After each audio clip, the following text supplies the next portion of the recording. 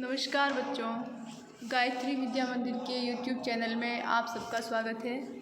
आपकी कक्षा 12 की अनिवार्य हिंदी की क्लास में हम पढ़ रहे हैं अमृतलाल नागर जी का उपन्यास मानस का हंस का अंश। तो अब तक हमने पढ़ा कि गोस्वामी तुलसीदास जी जो है वो ईश्वर भक्ति में स्वयं को लीन करना चाहते हैं, किंतु सांसारिक वैभव उनकी मानो उसके माध्यम से सांसारिक वैभव के माध्यम से मानो ईश्वर उनकी कठिन परीक्षा ले रहे हैं। राजा भगत और गोस्वामी तुलसीदास जी बैठे हैं और दूध जब उन्हें ला कर के दिया जाता है तब क्या कहते हैं राजा भगत से गोस्वामी तुलसीदास कि देखो कहाँ तो ये सब ईश्वर की लीला है कि कहाँ तो एक दिन ऐसा था कि कटोरी भर छाछ के लिए भी ललचाते थे और कहाँ अब इस खुशबूदार दूध की मलाई को खाते हुए भी खुनस लगती है। अब देखें राजा भगत कहते हैं, काहे खुनसाते हो भैया, तुम्हारी जिभ्या से भगवान जी स्वाद लेते हैं। गोसाइयों में यही तो बात अच्छी लगती है कि गोसाई लोग दुनिया का हर भोग राजी होकर ग्रहण करते हैं, अपने स्वाद और सुख को वे भगवान का मानकर ही चलते हैं। अब पढ़ते हैं हम आगे। गोस्वामी जी महाराज चुप रहे, दूध पीते रहे। बात में उन्हें राजा के मन का हल्का सा संकेत मिल गया था। उन्होंने तुरंत ही राजा भगत की, देखो राजा भगत का क्या संकेत मिल गया था उन्हें कि राजा भगत चाहते हैं कि वे गृहस्थ जीवन अपनाते हुए भी ईश्वर भक्ति में लीन हो सकते हैं, क्योंकि उन्हें पता चल गया था गोस्वामी तुलसीदास को कि राजा भगत तुलसीदास जी को रत्नावली को तुलसीदास जी के पास ही रखना चाहते थे। यानी कि राजा भगत अपने साथ रत्नावली को लाए थे। उनका उद्देश्य था कि रत्नावली तुलसी के पास ही रहे, लेकिन गोस्वामी तुलसीदास जी ऐसा नहीं चाहते थे। तो इसके लिए वो क्या कहते हैं, देखो उन्होंने तुरंत ही राजा भगत की मनोधारा का मुहाना बंद करने का निश्चय किया, यानी कि उनकी बात को सिरे से खारिज करने का निश्चय करते हुए कहा, है तो यह ऊंची बात पर अंडरलाइन करें आप, खरा गोस्वामी ही इस पानी पर बिना पैर भिगोए चल सकता है। आप लिखें आगे, तुलसी के इस कथन का आशय स्पष्ट कीजिए। तो देखो इस कथन का क्या आशय है, खरा गोस्वामी ही बिना पानी पर पैर भिगोए बिना चल सकता है। तो देखो क्या आशय है इसका कि राजा भगत रत्नावली को तुलसी के साथ छोड़ने की भूमिका बना रहे थे, इसलिए उन्होंने तुरंत भगत की बात पर कटाक्ष किया। उनके कहने का आशय था कि जो वास्तव में गोस्वामी, गो का आशय होता है इंद्रिया, गोस्वामी यानी इंद्रियों का स्वामी कैसे, जिसने इंद्रियों को जीत लिया हो। जो खरा गोस्वामी यानी जो वास्तव में गोस्वामी यानी कि जो इंद्रजीत हो, जिसने इंद्रियों को जीत लिया हो, जो खरा जो कि वास्तव में गोस्वामी होता है, वही पत्नी के साथ रहने का कठिन व्रत को धारण कर सकता है।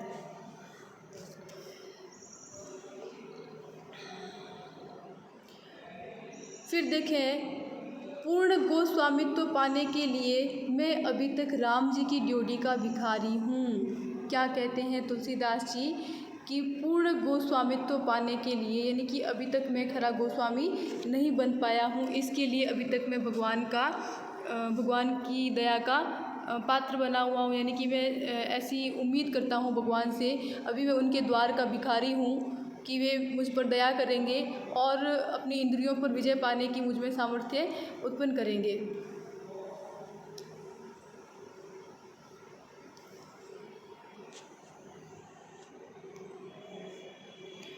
राजा तुलसी का पैंतरा समझ गए, वे तुलसी क्या कहना चाहते हैं, उनकी चाल राजा भगत समझ गए थे।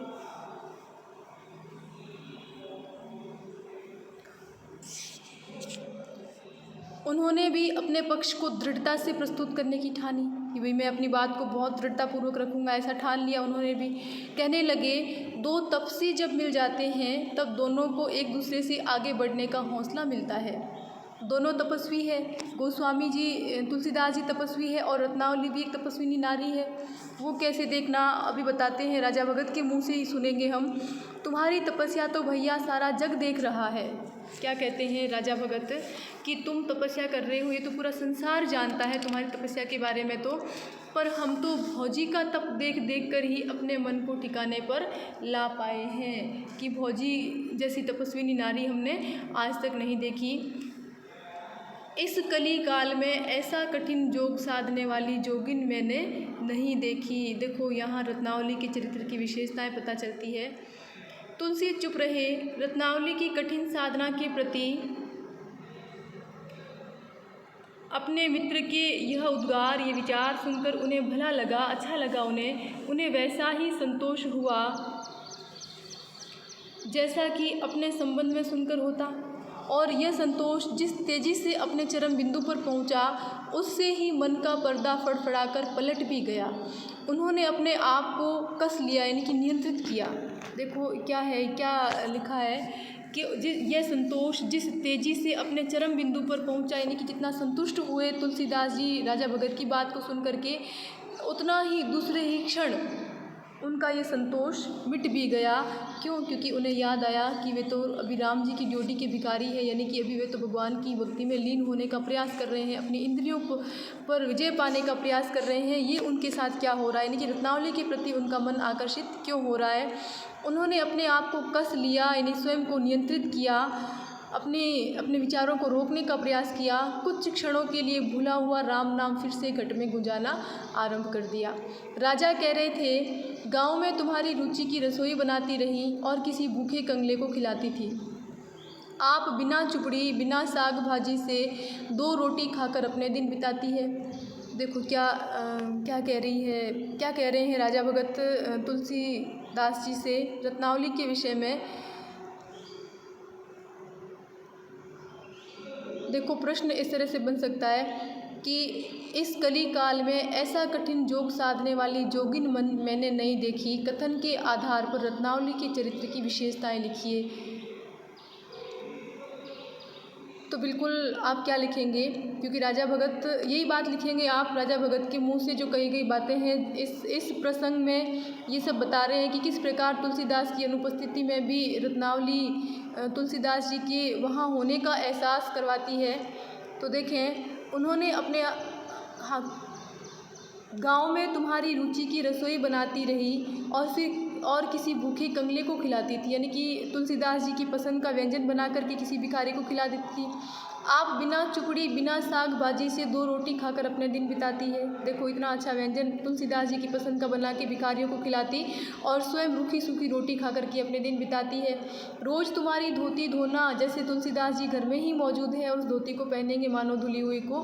तुम्हारी पूजा की सामग्री लगाना, तुम्हारे बैठके में झाड़ू लगाना, तुम्हारी एक एक चीज़ को सहेज संभाल कर रखना। कहाँ तक कहें भैया, भौजी जैसी तपस्विन हमने नहीं देखी।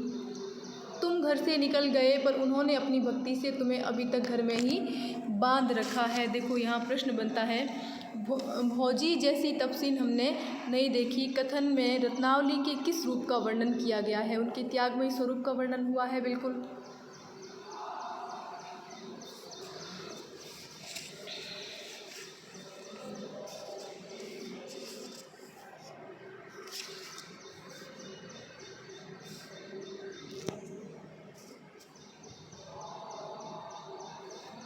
तो देखो हाँ, कथन से रत्नावली के किस रूप का वर्णन, कथन में भौजी जैसी तपस्विन हमने नहीं देखी। कथन में रत्नावली के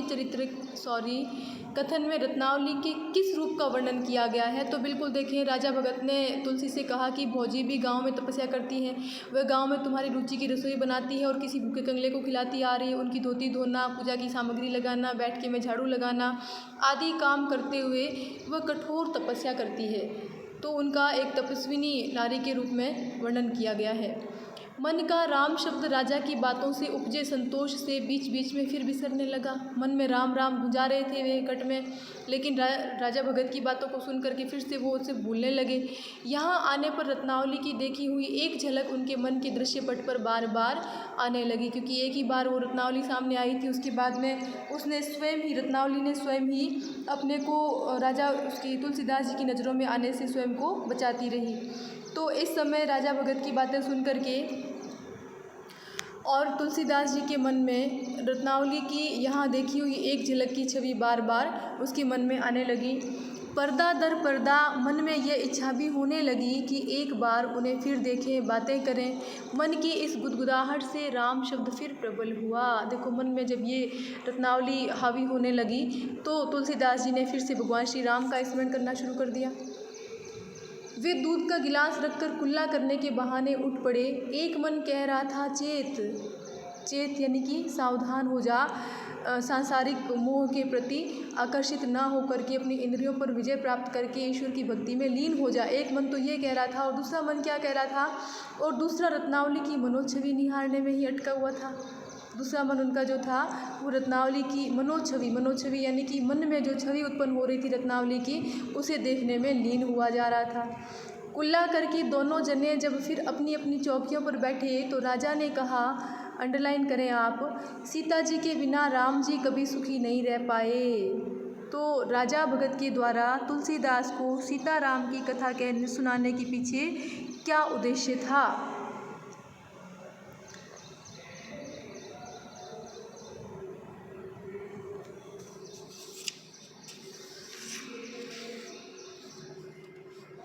क्या उद्देश्य था? यानी कि भगवान श्री राम जो स्वयं भगवान थे, ईश्वर थे, किंतु वे भी अपनी अर्धांगिनी के बिना वे सुखी जीवन नहीं जी पाए थे। और ये ऐसा कह कर के क्या कहना चाहते हैं, ऐसा कह कर के राजा भगत तुलसीदास को रत्नावली को अपने पास रखने के लिए बिल्कुल उनके मन को अनुकूल बनाना चाहते थे। हाँ, फिर देखें, तुमसे अधिक भला और कौन समझ सकता है। क्यों? क्योंकि पूरी रामायण रच डाली है तुमने, तो सारी रामायण रच डाली है। जब रावण उन्हें हर ले गया तो भी, और जब उन्होंने उन्हें धोबी की निंदा के कारण वाल्मीकि मुनि की आश्रम में भेज दिया तब भी राम जी सुखी न रह पाए। बायां अंग जब कट जाए तब दायां भला कैसे सुख पा सकता है, ऐसा कहते हैं राजा भगत तुलसीदास जी से। क्योंकि राजा भगत चाहते हैं कि रत्नावली को तुलसीदास जी अपने साथ रखें, अपने पास रखें, गृहस्थ जीवन जीते हुए ईश्वर भक्ति करें। तुलसीदास को ये बातें कहीं पर अच्छी लग रही थी और कहीं वे इस ओर से उचटने का प्रयत्न भी कर रहे थे, अपने मन को वहाँ से हटाने का प्रयत्न भी कर रहे थे। अंडरलाइन करें आप, थाली का बैंगन कभी इधर लुढ़कता है और कभी उधर। कथन का आशय स्पष्ट कीजिए, या फिर लिखें आप, थाली का बैंगन कभी इधर लुढ़कता है और कभी उधर। कथन को स्पष्ट करते हुए तुलसी के अंतर्द्वंद पर अपने विचार लिखिए। तो देखें, यहाँ थाली का बैंगन, थाली में रखा हुआ बैंगन जो है वो स्थिर नहीं रहता, तो क्या होता है, कभी इधर लुढ़कता है और कभी उधर लुढ़कता है। उसी प्रकार तुलसीदास जी का मन भी इस समय अस्थिर हो रहा है, चंचल हो रहा है। वह कभी तो रत्नावली के प्रति आकर्षित होते हैं और कभी भगवान श्री राम में लीन होने का जबरन प्रयास करते हैं। तो इस प्रकार तुलसीदास जी के हृदय में अंतर्द्वंद चल रहा है कि वे करे तो क्या करे। तुलसी ने लेटकर चादर तानते हुए राजा की वाग्धारा यानी कि उनकी शब्दावली को, उनके विचारों को, उनकी वाणी के प्रवाह को आगे बढ़ने से रोकने के लिए कहा, अच्छा अब हम विश्राम करेंगे। ऐसा कहते ही वे लेट गए, चादर तान ली, करवट बदल ली, राम राम भी जपना आरंभ कर दिया। पर रत्नावली उनके मन से न हटी। इच्छा होने लगी कि रत्नावली उनके पास आए, उनसे अपना दुख सुख कहे। मैं राम के लिए तड़पता हूँ और वह मेरे लिए। राम जी कदाचित मुझे इसीलिए दर्शन नहीं दे रहे हैं कि मैं रत्नावली से निठुराई बरत रहा हूँ। रख लूँ अपने पास, उसे संतोष मिलेगा तो कदाचित राम जी भी मेरे प्रति दयालु हो जाएंगे। ऐसा भी सोचते हैं तुलसीदास जी कि अगर मैं उसे अपने पास रखूँ, वह संतुष्ट रहेगी तो हो सकता है कि भगवान राम जी भी मेरे प्रति दया दिखाए, यानी मुझे दर्शन दे जाए। तुलसी का मन कभी ऊहापोह में रहता, ऊहापोह बोले तो असमंजस, और कभी झटके के साथ उस मोह से अपने को उबार कर राम शब्द में लीन होने का प्रयत्न करता। उन्हें रात में अच्छी नींद न आई। सवेरे पंडित गंगाराम के यहाँ से न्योता आया। उन्होंने कहला दिया कि वे नहीं आएंगे। टोडर आए तो उन्होंने भी अपना प्रस्ताव दोहराया। कहा, महात्मा जी आप दोनों ही एक दिन मेरी कुटिया पर अवश्य पधारेंगे। किसने कहा? टोडर ने कहा। अब देखो, टोडर के इस निमंत्रण में तुलसीदास जी को क्या लगता है कि भगवान राम उनकी परीक्षा लेने के लिए ये प्रस्ताव टोडर के मुख से कह रहे हैं, ऐसा उनको महसूस होता है तुलसीदास जी को।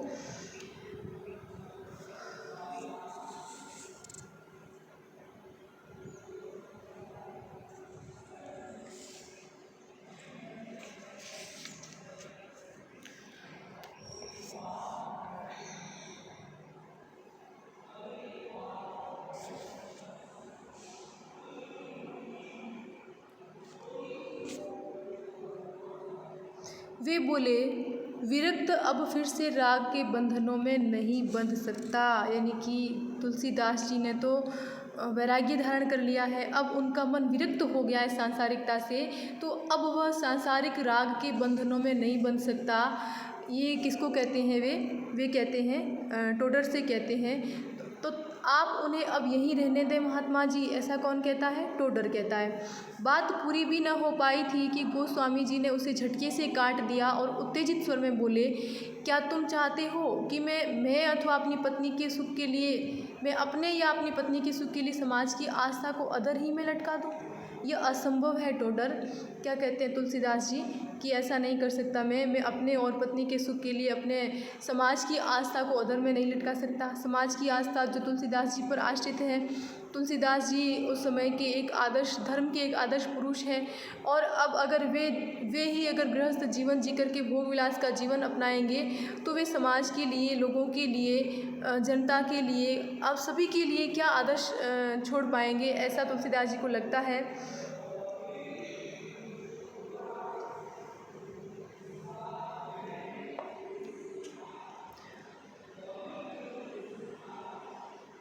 क्षमा करें महात्मा जी, किंतु इससे लोगों की आस्था क्यों बिखरेगी? वल्लभ गोस्वामी की घर गृहस्थी उनके साथ रहती थी, फिर भी उन्होंने मोक्ष लाभ किया। देखो क्या प्रश्न बनता है? प्रश्न ये बनता है कि टोडर ने रत्नावली को मठ में रखने के लिए क्या तर्क दिया और तुलसी ने उसे किस तर्क से काट दिया? तो देखो क्या तर्क दिया था। राजा का लक्ष्य था, टोडर ने कहा कि बड़े बड़े संतों ने गृहस्थ जीवन व्यतीत किया है, यानी वल्लभाचार्य जी ने घर गृहस्थी में रहकर ही मोक्ष प्राप्त किया, फिर आपको पारिवारिक जीवन व्यतीत करने में क्या आपत्ति है? तो तुलसीदास ने क्या तर्क दिया कि आज का समय वल्लभाचार्य जी के जैसा नहीं है, और आज यदि संत जरा सी छूट देंगे तो सारा समाज ही अनैतिकता में डूब जाएगा। बहुत सुंदर काट तर्क दिया है तुलसीदास जी ने फिर से। तो जब टोडर कहते हैं कि वल्लभाचार्य जी गृहस्थ थे और अन्य सभी संत महात्मा भी गृहस्थ जीवन जीते थे, किंतु फिर भी वे धर्म के नाम पर उन्होंने बहुत कुछ किया, तो तुलसीदास जी क्या कहते हैं कि वल्लभाचार्य जी के दिनों जैसा समय नहीं है, कबीरदास जी वाला समय भी बीत गया, यह घोर कली काल है और नैतिकता का इतना हास हो गया है। तो देखो तत्कालीन सामाजिक परिवेश का भी यहाँ पता चलता है हमें तुलसीदास जी की इस बात से कि नैतिकता का इतना हास हो गया है कि उसे यदि एक स्तर तक उठाए न रखा जाएगा तो फिर सारा संसार अनैतिकता की लपेट में आए बिना कदापि न रह सकेगा। आज के वीडियो में हम यहीं तक पढ़ते हैं, इसके आगे का पढ़ेंगे हम अगले वीडियो में, और तब तक के लिए देखें हम फिर प्रश्नों की बात करते हैं। जो प्रश्न लिखाए हैं आपको इस वीडियो से बिल्कुल आपको प्रश्न करने हैं।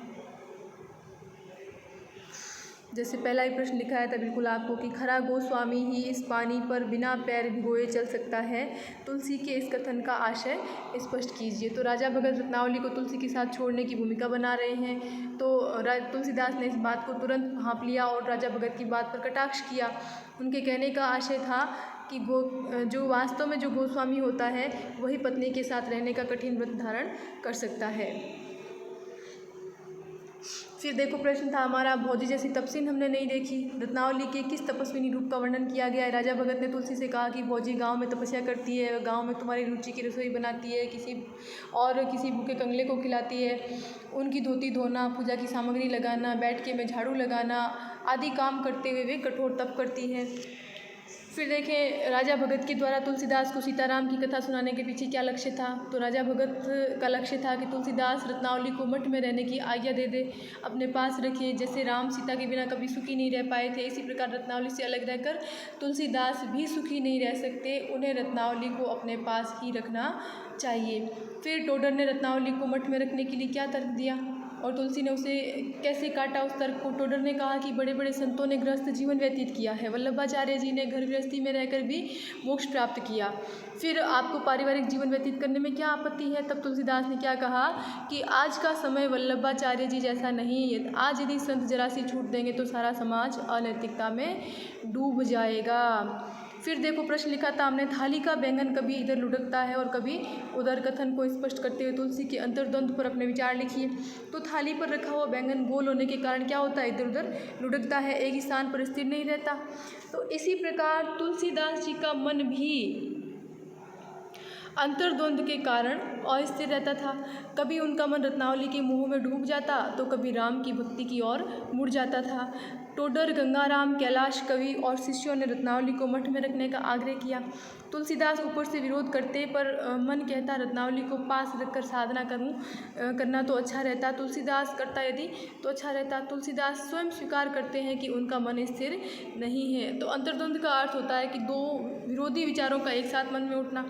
तो यहाँ यही देखने को मिलता है, दो विरोधी विचार तुलसी के मन में एक साथ उठते हैं। एक तरफ तो वे सोचते हैं कि रत्नावली को अपने पास रख ले, दूसरी तरफ वे सोचते हैं कि नहीं, ऐसा करके उनकी ईश्वर भक्ति में बाधा उत्पन्न होगी। तो इस प्रकार स्पष्ट है कि तुलसीदास का मन थाली के बैंगन की भांति इधर उधर लुढ़कता रहता है। तो बिल्कुल ये प्रश्न आप अपनी कॉपी में करें। एक प्रश्न और है, भौजी जैसी तपस्विन हमने नहीं देखी, कथन में रत्नावली के किस रूप का वर्णन किया गया हो गया है। चलो ठीक है, तो ये प्रश्न आप अपनी कॉपी में करें। सुंदर लिखावट में रुचि के साथ आज का वीडियो हम यही समाप्त करते हैं। धन्यवाद।